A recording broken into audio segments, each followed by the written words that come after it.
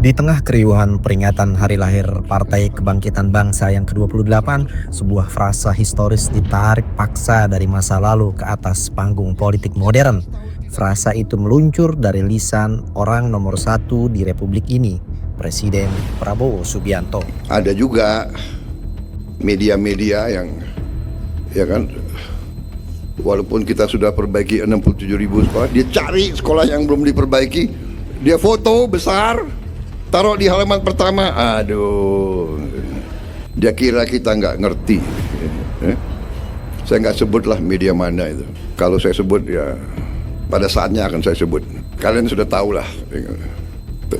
Kita negara demokrasi. Kita tidak anti kritik, tapi kita bukan anak kecil. Kita tahu ada orang-orang Indonesia yang senang mengabdi dan berbakti kepada bangsa lain. Itu yang dulu kita sebut Londo Ireng, ya, yang ikut Belanda perang lawan kita. Londo-londo Ireng ini sampai sekarang masih ada. Hanya dia sekarang pakai baju lain kan. Wartawan, jurnalis, apa itu, pengamat, LSM. LSM harus kita tanya, yang gaji lo siapa? Yang bayar listrikmu siapa? Yang bayar handphonemu siapa? Cari pekerjaan susah, kita tahu kan?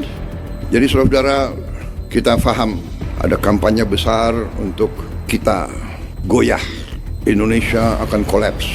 Bulan April akan kolaps. April liwat nggak kolaps. Bulan Mei akan kolaps.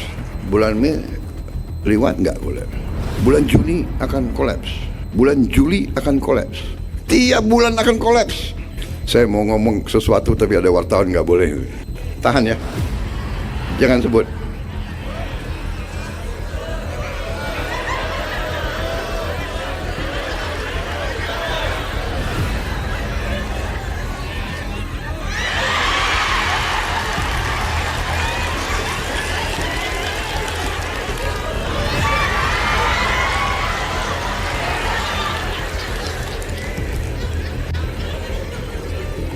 Tadi saya bilang gelasmu.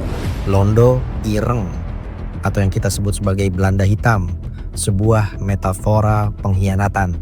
Ketika seorang kepala negara melontarkan tudingan serius kepada jurnalis, pengamat, dan masyarakat sipil sebagai agen asing, kita harus bertanya, apa yang sebenarnya sedang berusaha ditutupi? Apakah ini sebuah serangan balik yang lahir dari rasa percaya diri yang berlebih, atau justru sebuah tirai asap untuk menutupi kepanikan atas realitas yang mulai runtuh? Namun ada sebuah ironi yang kini menggema bersahutan di dunia maya. Jejak digital dan arsip sejarah tidak bisa dibungkam. Ketika sang presiden melemparkan tudingan Londo Ireng kepada rakyatnya sendiri, netizen justru membalikan kaca pembesar itu ke arah silsilah keluarganya sendiri dari garis ibu. Ramai di media sosial, publik mengungkap kembali kisah kakek buyut Prabowo Subianto dari Minahasa, Benyamin Thomas Sigar. Dalam catatan kelam Perang Jawa, ia dikenal sebagai salah satu kapiten pasukan Tulungan, sebuah pasukan bantuan yang dikirim atas permintaan pemerintah kolonial Belanda untuk menumpas perlawanan rakyat di Pulau Jawa. Pasukan inilah yang ikut terlibat hingga berujung pada penangkapan sang panglima perang, yaitu Pangeran Diponegoro. Sebuah fakta historis yang membuat tudingan Londo Ireng ini kini terdengar seperti sebuah bumerang yang menghantam wajah sendiri. 3 hari setelah pidato yang mengguncang ruang publik itu, lembaga Saiful Mujani Research and Consulting atau SMRC merilis data yang menjawab teka-teki tersebut. Jawabannya bukan konspirasi asing, jawabannya adalah rakyat yang mulai kehilangan kepercayaan.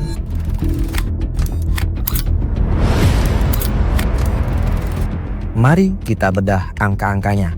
Ini bukan sekedar statistik, ini adalah potret kemarahan dan kekecewaan yang diam-diam menjalar. Pada November 2025 lalu, tingkat kepuasan publik terhadap kinerja Presiden Prabowo berada di puncak kejayaan. Angkanya fantastis, 81,2%. Rakyat menaruh harapan besar, namun bulan berganti bulan, pada survei Maret 2026, angka itu merosot ke 66,4%. Dan puncaknya, pada periode 5 hingga 19 Juli 2026, kepuasan publik anjlok hingga menyentuh titik 51,1%. Dalam 9 bulan, 30% dukungan itu menguap. Mengapa? Direktur Eksekutif SMRC, Denny Irvani, memaparkan bahwa evaluasi publik ini terhubung langsung dengan perut, rasa aman, dan keadilan. Jadi sangat menjelaskan persepsi terhadap kondisi ekonomi nasional yang memburuk, itulah yang sangat menjelaskan mengapa kepuasan terhadap Presiden Prabowo juga merosot gitu ya. Yang kedua, dia tidak sendirian. Persepsi terhadap kondisi politik juga demikian, begitu ya, 0,994. Penegakan hukum juga sangat tinggi, 0,965. Itu kalau di atas 0,8 itu udah sebutnya korelasi yang sangat kuat. Gitu. Jadi 3 item, 3 aspek itu bisa sangat menjelaskan mengapa approval Presiden Prabowo mengalami penurunan yang tajam. Data berbicara lantang. Dari sisi ekonomi, hanya 15,7% warga yang menilai kondisi saat ini baik. Sisanya, hampir separuh populasi, 49,4%, menilai kondisi ekonomi memburuk. Laporan indeks keyakinan konsumen di bulan Juni menembus rekor terendah sejak September 2025.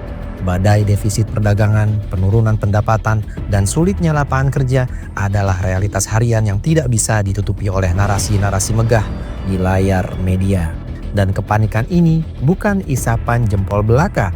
Di tengah ketidakpastian, publik dikejutkan oleh kabar mundurnya Gubernur Bank Indonesia secara tiba-tiba. Sebuah sinyal merah menyala di jantung pertahanan ekonomi kita. Ketika sang penjaga gawang moneter memilih angkat kaki dari kabinet, rakyat tahu ada kebocoran besar yang sedang ditutupi penguasa. Namun ekonomi bukan satu-satunya alasan. Politik dan penegakan hukum kita tengah berada di titik nadir juga. Sebanyak 42,8% publik menilai kondisi politik memburuk seiring dengan mencuatnya kasus-kasus kekerasan terhadap kebebasan berpendapat. Teror penyiraman air keras terhadap aktivis Kontras Andri Yunus hingga represi terhadap akademisi yang kritis menjadi bukti nyata bahwa ruang demokrasi sedang menyempit. Jadi ketika publik mulai bersuara, apakah pantas mereka dilabeli sebagai londo ireng? Pemerintah tentu tidak diam. Mereka selalu punya tameng bernama Program Strategis Nasional. 2 program yang paling diandalkan oleh pemerintah ini adalah Makan Bergizi Gratis atau MBG dan Koperasi Desa Merah Putih atau KDMP. Triliunan rupiah uang rakyat digelontorkan, janji-janji kesejahteraan diteriakan di setiap pelosok. Namun, apa yang terjadi di lapangan?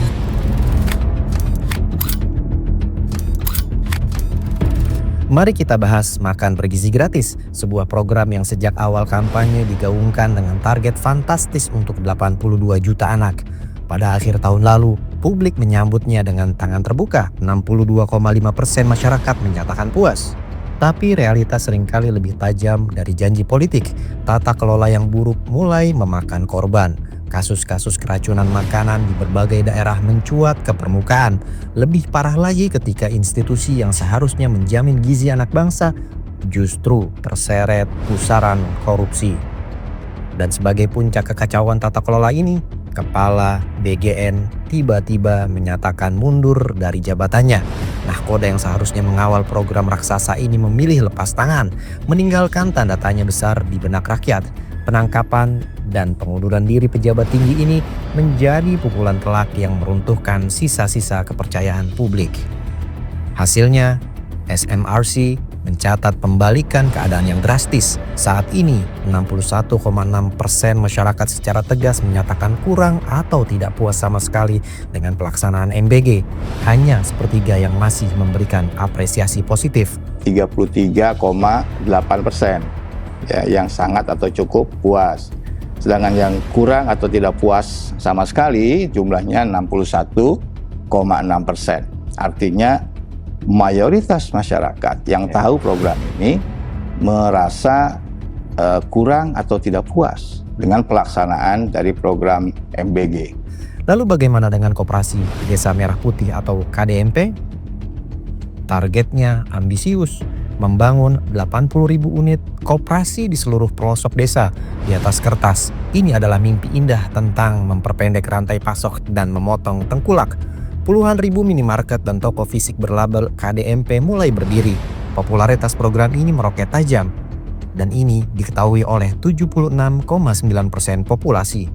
Tapi mengetahui bukan berarti meyakini. Survei SMRC mengungkap fakta yang menyakitkan bagi pemerintah. Semakin banyak gedung KDMP yang dibangun, semakin masif program ini dijalankan. Justru semakin tinggi keraguan masyarakat. 61,1% masyarakat yang menyatakan pesimis tidak yakin bahwa KDMP ini akan berkembang atau maju. Hanya 2,4% yang berani menyatakan sangat yakin. Memang proporsi warga mayoritas memiliki sentimen yang negatif. Nggak yakin bahwa KDMP ini akan maju. Ini tantangan nih bagi pemerintah ya. Mengapa masyarakat justru kehilangan keyakinan ketika program itu sudah berwujud fisik? Jawabannya sederhana. Mereka melihat bangunan koperasi yang sepi pembeli. Mereka melihat harga barang yang tidak jauh beda atau bahkan tidak mampu bersaing dengan pasar tradisional. Harapan yang ditanamkan perlahan mati oleh realitas operasional. Disinilah letak ironi terbesarnya. Ketika perut rakyat lapar, ketika ekonomi merosot, ketika Gubernur Bank Sentral dan Kepala Badan Gizi Nasional memilih melarikan diri dari kapal yang oleng, ketika program-program triliunan rupiah terbukti gagal memuaskan ekspektasi, yang keluar dari panggung kekuasaan justru adalah tudingan. Istilah londo ireng bukan sekedar selip lidah. Pakar komunikasi politik Universitas Muhammadiyah Malang, Zen Amiruddin, menyebut istilah ini sebagai metafora politik yang membangkitkan memori kolektif tentang pengkhianatan. Ia dirancang secara sengaja untuk membangun persepsi bahwa siapapun yang mengkritik pemerintah adalah musuh dalam selimut. Sebuah pertanyaan besar menggantung di udara. Jika jurnalis yang mengungkap kasus korupsi Badan Gizi Nasional disebut londo ireng, jika LSM yang mendampingi korban represi aparat disebut londo ireng, jika pengamat ekonomi yang menyajikan data defisit keuangan negara disebut londo ireng, lalu siapa sesungguhnya yang sedang membela kepentingan rakyat? Menyalahkan pembawa pesan adalah strategi klasik ketika sang raja menyadari bahwa tahtanya mulai goyah.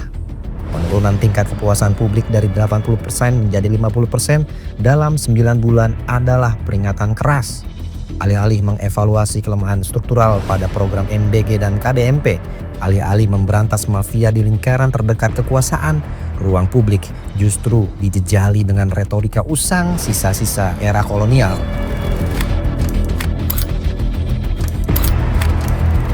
Rakyat tidak bodoh. Mereka mungkin tidak selalu berbicara di depan mikrofon, tetapi mereka mengamati dalam diam. Mereka merasakan harga kebutuhan pokok yang mencekik. Mereka melihat bangunan-bangunan koperasi desa yang mangkrak. Mereka menyaksikan bagaimana para pejabat tinggi negara satu persatu mengundurkan diri. Dan di dalam bilik survei, mereka telah memberikan vonisnya. Londo ireng mungkin adalah hantu masa lalu yang sengaja dibangkitkan. Namun bagi masyarakat saat ini, hantu yang paling menakutkan bukanlah bangsa asing, melainkan para pemimpin yang mengkhianati janjinya sendiri.